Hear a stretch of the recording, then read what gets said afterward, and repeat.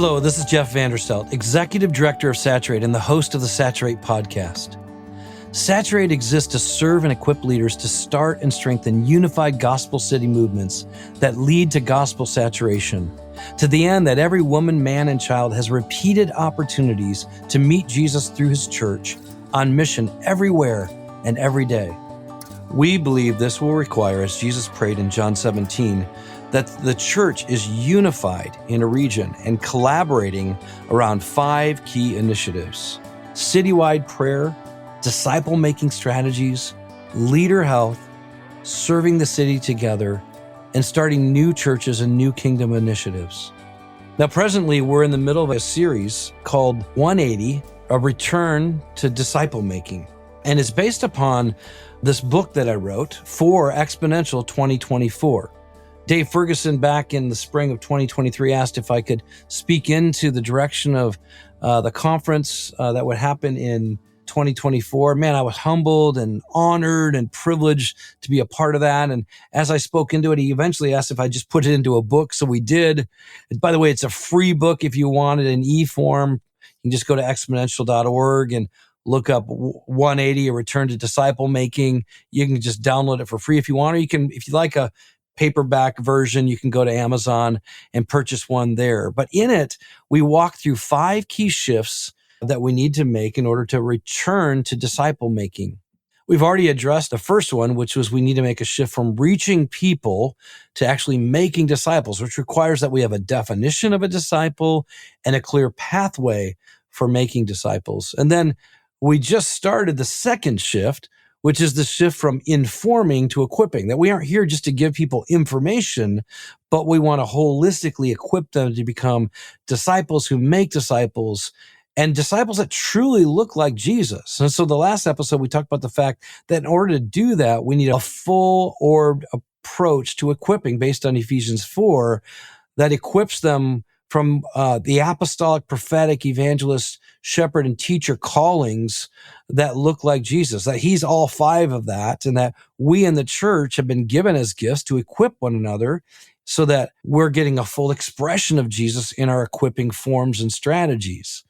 Now I want to talk a little bit about the actual process of equipping. And if you've listened to the previous episodes, these build upon each other. So I'm not going to repeat everything, but I want you to take what you've already heard and begin to apply it to this equipping paradigm that I'm going to share with you. Now, I've seen it happen over and over again. Leaders realize they're not actually making disciples. They realize they're not truly equipping people to become disciple-making disciples. And often what happens is they just figure, well, we just got to give them new information. We got to have them read a book, or we got to do a preaching series, or maybe a training curriculum. And those are all good things and important things, but keep in mind that's probably coming from one particular perspective of the fivefold, which is probably the teacher type. It also isn't really how you equip. It might be how you inform, which is a portion of equipping, but it's not sufficient in and of itself. New information is not going to do it. If that were the case, we would be done, because we've got more information than we've ever had in the history of humanity. We have more access to information than we've ever had. And that itself will never be enough to equip people. It's much more holistic. It's much more in depth than that. In fact, I would say it's deeper than just informing. And that word deeper is the acronym I want to use to walk through how do we do a better job of truly equipping people in a much deeper way. And we're going to look at how Jesus did this, because this isn't new. It is what he did with his disciples. But I think we need to recapture it, and that we need to reformat our present training vehicles or experiences into much more deeper equipping experiences. First of all, when we look at Jesus, he demonstrated, that's the D in deeper, he demonstrated everything he called his disciples to do. He demonstrated it so they could see it. They could watch Jesus cast out demons. They could watch Jesus pray. They could watch Jesus remove himself from the crowds and get into solitary places. I mean, everything that Jesus called them into, they could actually look at and see that he did it in front of them. And so early on, when I planted Soma years ago, back in 2003, 2004, we wanted to make sure that whatever we're going to train our core group into, they could see us do. And so that meant they would watch us pray. They'd watch us prayer walk. They'd watch me share my faith. They'd watch Janie and I open our home and exercise hospitality. They'd watch us serve our neighbors. They even watched us at times when we had to deal with demonic oppression in people. I mean, they watched us pray for healing. Like, they could see whatever it was that we were equipping them to do. And so that's the first thing. We're demonstrating it. Second, we want to have them experience it. So that we demonstrate it so they can see it.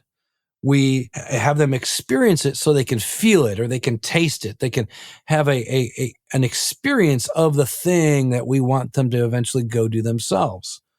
Jesus did this regularly, whether it was him sending the disciples out in the crowd to feed the crowd and watching him multiply the food in their very midst, or when it was on they were in the boat in the storm and he calmed the storms while they were there.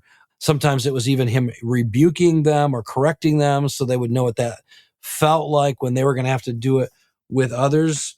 But Jesus regularly would pull them into the context of experiential learning. I mean, Peter walks on water. You know, what more experiential learning can you have of the power Jesus has over all things than that? And so this is experiential nature to their training.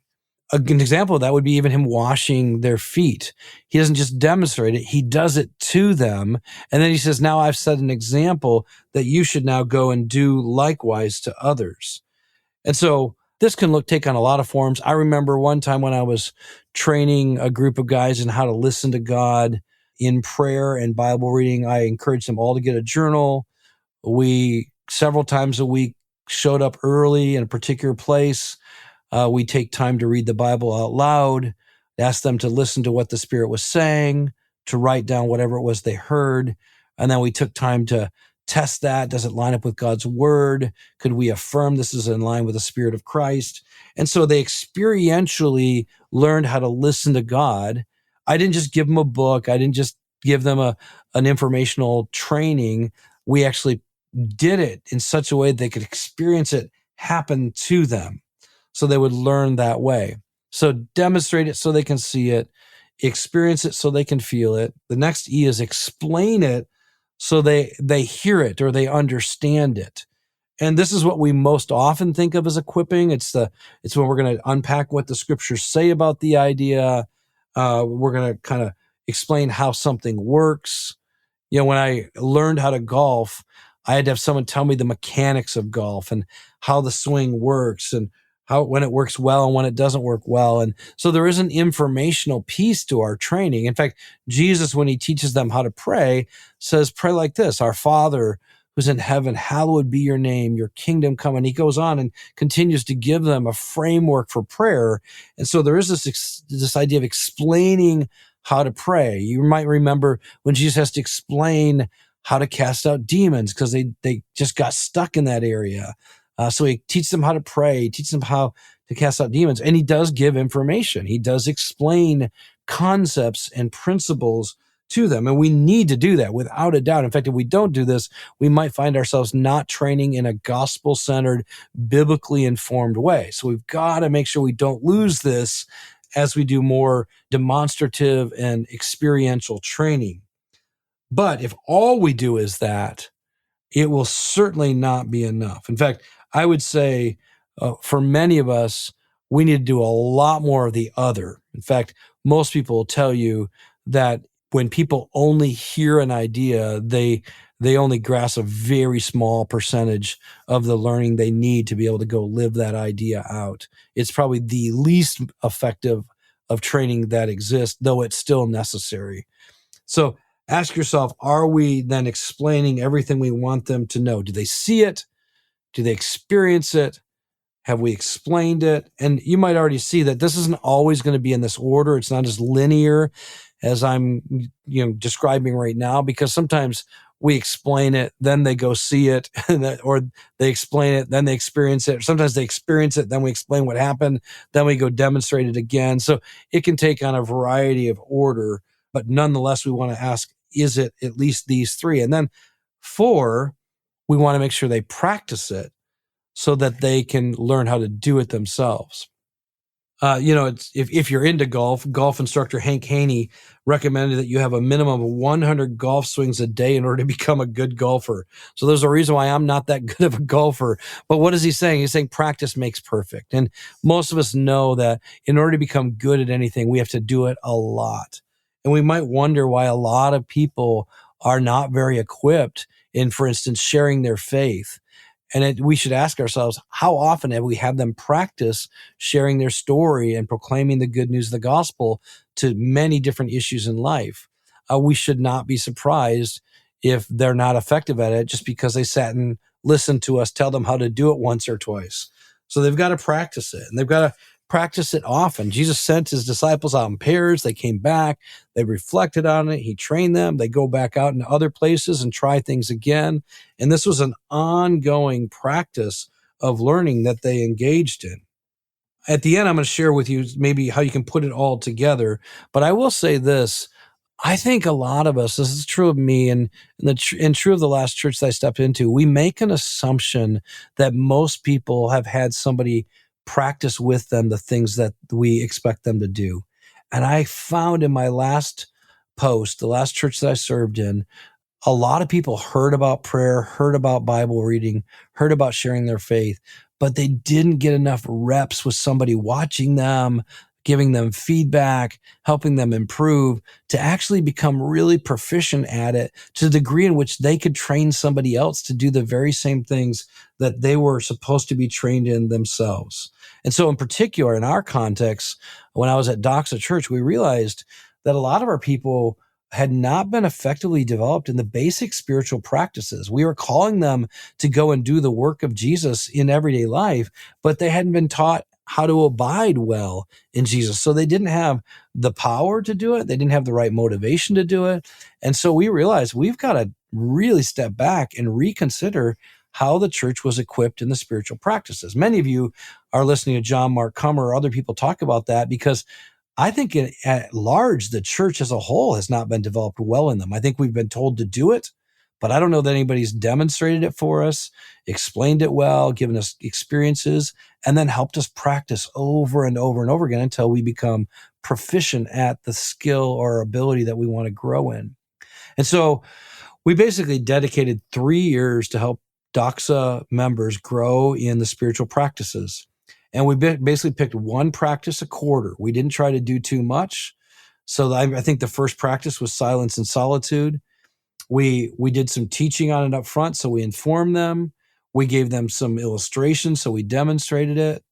We actually gave them some practical tools to practice it. I think we gave them at least 5 different ways they could begin to practice silence and solitude. We had them process it in their groups, whether it was a missional community or their triads, their DNA groups, where they would process through both what is it, how did it go when I tried it, reflection on how they could grow more in it. And we had them work on one for 3 months before we introduced a second one. And we took 3 years to do that. So you can do the math. At the end, there was about 12 different spiritual practices that we helped them grow in. And not only did we demonstrate, explain, have them experience it, but we had them practice it. And that leads to the next letter in the acronym D.E.E.P.E.R.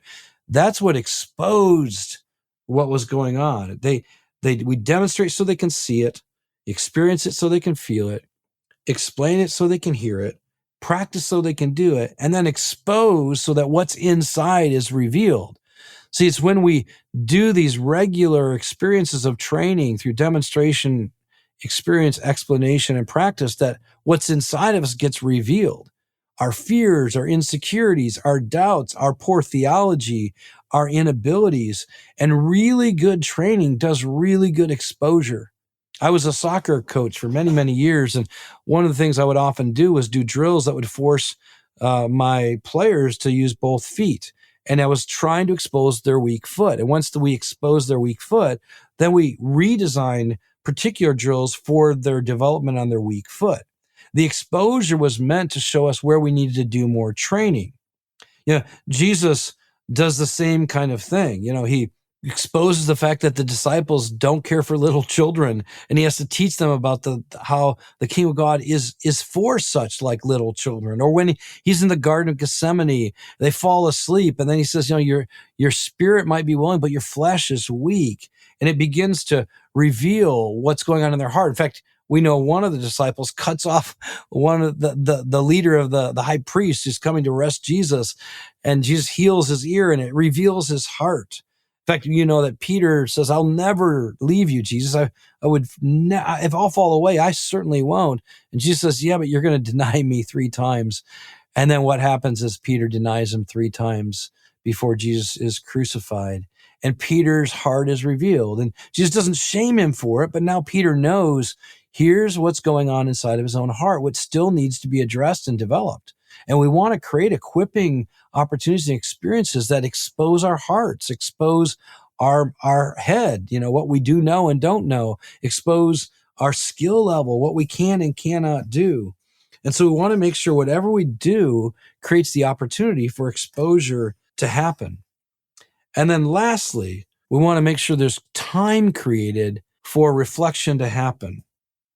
We want to give people the opportunity to reflect on what it was that they discovered in the training process. What went well? What didn't go so well? What would I do differently? We even let them give us feedback. What would have been more helpful in this training for you? What would you encourage us to reconsider or do differently in how we equipped you in this particular skill or ability? So we want to create space for reflection. And it's in the reflection that they discover more and more about themselves, what they need to do differently, what they might need more help with. But we also discover how we can strengthen our equipping processes so they become more and more effective. I remember in particular this exposure and reflection piece coming together around one of the missional communities that I was coaching several years ago. They had been a missional community that was working in particular with the boating community. So they spent a lot of time out on the water, and we had helped them think through some different ways in which they could engage some of their friends more missionally. And one of the things they wanted to do was do a Super Bowl party, invite all their friends to it. And after it was done, we asked them to do some reflection. What went well? What didn't go well? Because, by the way, that the event itself is training. I want you to hear that a lot of times the training, the event we do or the ministry we engage in is the training, the best training environment there is. So, side note, don't miss out on the fact that if you have things that are going on Sunday, those ministry teams are not just teams to do ministry, but they're environments for equipping ministers in a more deeper way. And so this particular event became that for the group. And, I said, how'd it go? And one group said, man, it was awesome. It went so well. We debated everybody that wasn't a Christian, and we showed them how wrong they were. And the other group said, yeah, that's why it didn't go so well. We thought it was a terrible event because now our friends don't want to come back anymore.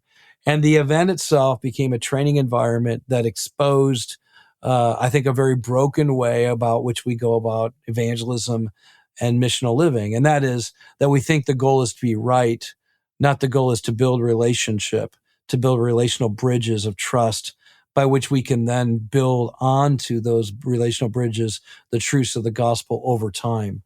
And they had misunderstood the goal. The goal was not to prove how right we were and how wrong everybody else was. The goal was to build relationship. The goal was to get to know people's story. The goal was find ways to serve. The goal was to find places of agreement, because it was at the places of agreement that we could build off from towards the truths of Jesus.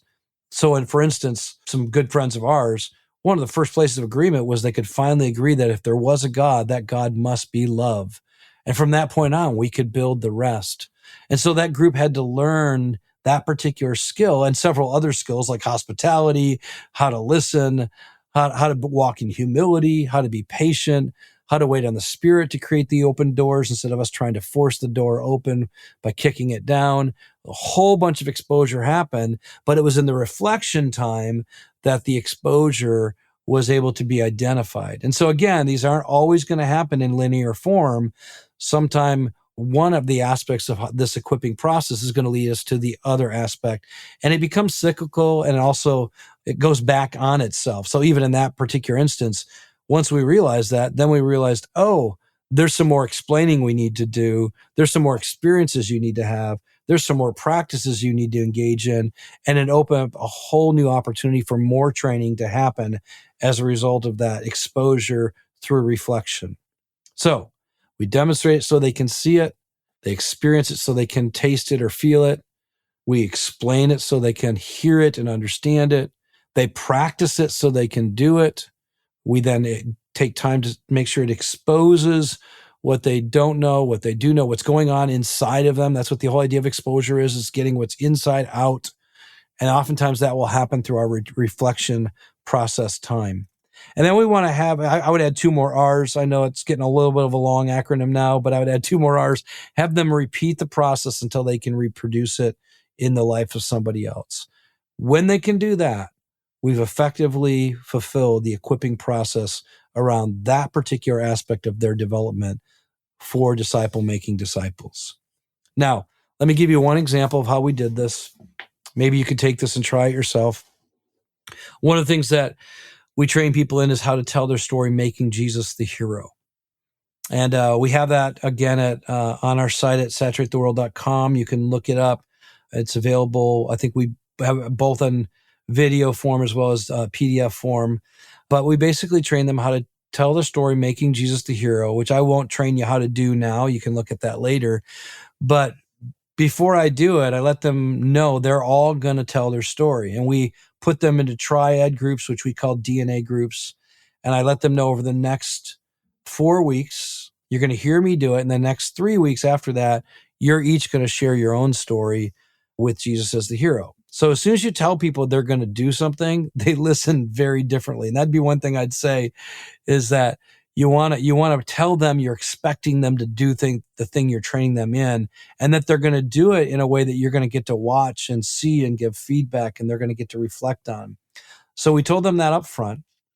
And then I said, we're going to start by me teaching you how to do it. So we didn't start with demonstration. We started with explanation. So I explained it.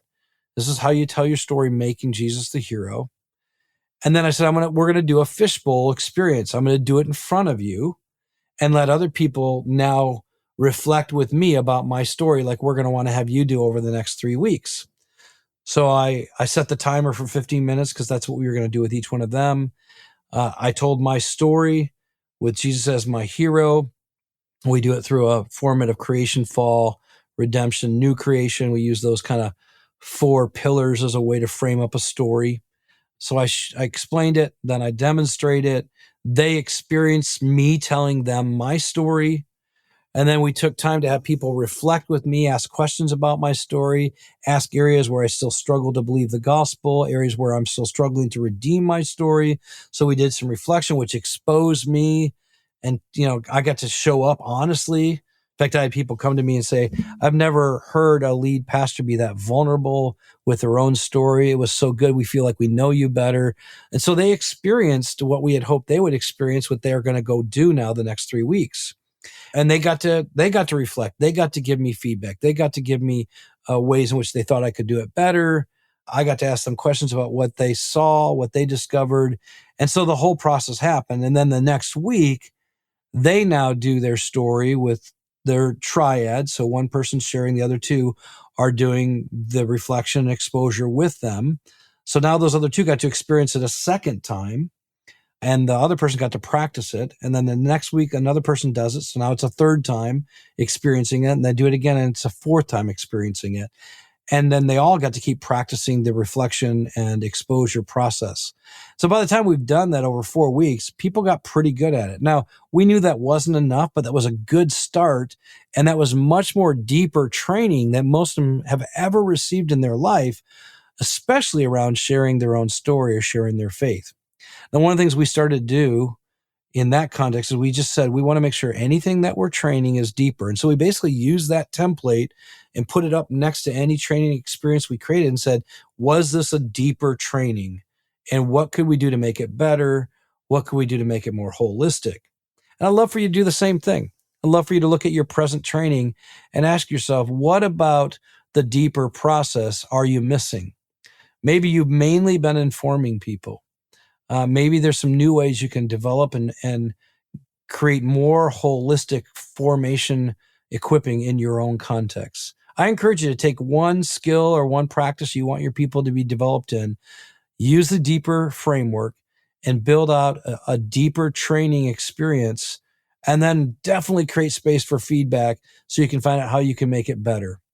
I promise you, if you'll begin to apply this to all the different things you want your people to grow up in, you're going to experience a much more holistic disciple-making, equipping process that's going to lead people to actually be able to reproduce the very things that you would hope that they would be able to do with every single disciple that is made in your context.